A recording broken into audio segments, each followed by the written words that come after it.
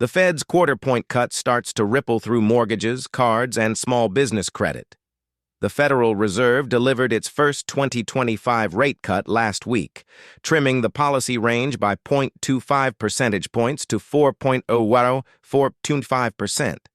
Markets whipsawed, then stabilized, as investors parsed whether this is a gentle easing cycle or a one-and-done. How it hits. Mortgages react more to long-term Treasury yields than the Fed's overnight rate, but the direction matters. If markets price more cuts, fixed mortgage rates can drift lower. Prime-linked products, credit cards, HELOCs, small business lines, tend to reprice more quickly. Savers should expect deposit yields to slip if the cycle continues.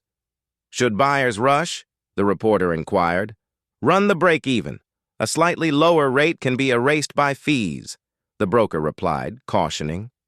What's your risk flag? The reporter inquired.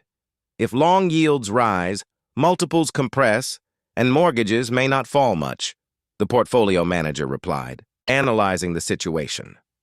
What to watch? Jobs and inflation prints before the late October meeting and whether financial conditions actually ease for Main Street. Bottom line, plan for a glide, not a plunge. Rate relief tends to show up in inches, not miles. 2025-09-27. H-1B shock clarified as a one-time $100,000 fee for new petitions only.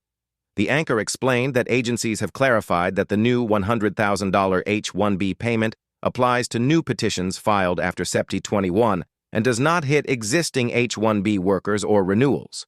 Employers and council spent the week replanning 2026 hiring and travel.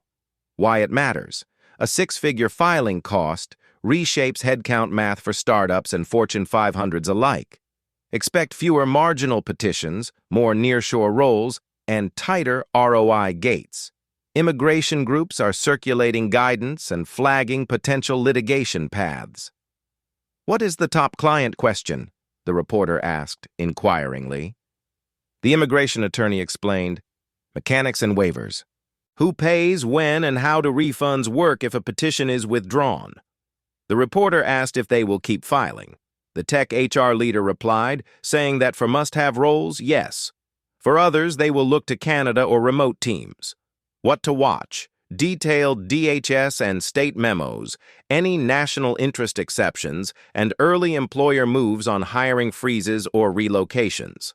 Bottom line, the panic eased for renewals, but the new filing price tag will echo through recruiting and site strategy into 2026.